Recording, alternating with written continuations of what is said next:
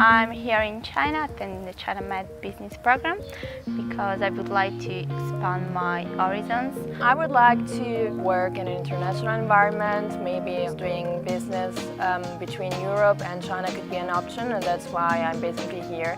I lived in China 1 year before, but I came here and I still learn a lot about how to do business in China, how to deal with Chinese, how to manage cross-cultural differences. I learn about management, finance, marketing, but I think the most useful thing in China is to understand the relation between economics and culture. CMBP has given me the tools like how to do some financial calculations and how to know about the different Chinese business, especially the Chinese companies, how they rise and where are they going, and also about a lot about the Chinese culture. It's really important to follow this program because they provide a lot of advice and